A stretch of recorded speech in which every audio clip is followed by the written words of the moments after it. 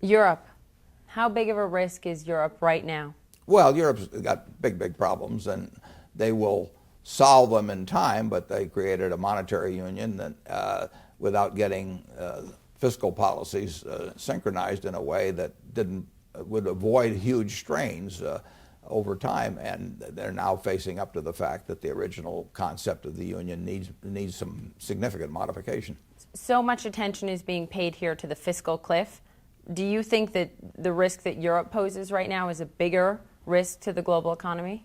Well, it's a risk to the European economy, but they're always. It's also, I mean, they're the biggest buyers of our goods. Yeah, but they'll be the biggest buyers 10 years from now, and 5 years from now, and 20 years from now. I mean, there's always things in the economic picture that you could write down on a piece of paper that are problems, and that's been true for hundreds of years here, and yet America moves forward. So we will always have problems.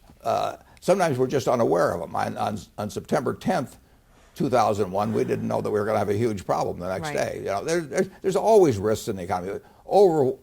The American economy overcomes them all over time. Do you think that the Eurozone is going to survive this, Warren? I don't know.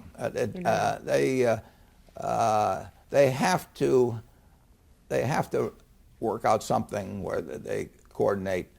They either get closer together or they get further apart. The present system is unstable, and they've seen that instability manifested. But Europe isn't going to go away. I mean, they will be a huge market. They'll be producing lots of things. But the Eurozone may not make it through this. It's hard to tell exactly how it comes out. When it comes to China, Governor Romney vowed to label China a currency manipulator in his first day in office if he became president. What would that have done to the U.S.-China relationship? I don't think that would have been a good idea. Every country fools around with its currency to some degree.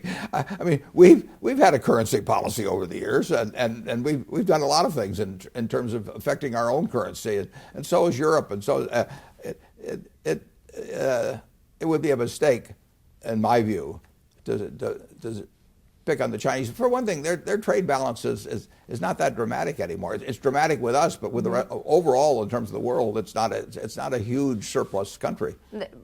Governor Romney has a lot of people that supported that, thinking, what would that do, Warren, to U.S. relations with China and to our businesses here? Yeah, well, it's hard to tell exactly what it would do, but it does.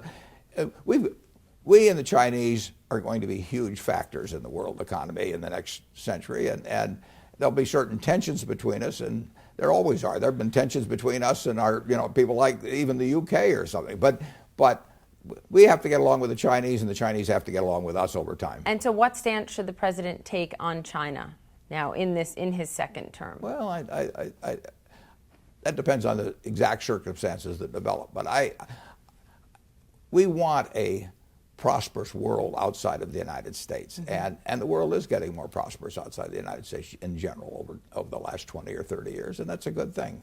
The world economy is not a zero-sum game. We're much better off 50 years from now if the other 6 and a fraction billion people are living even much better than if they're living in poverty.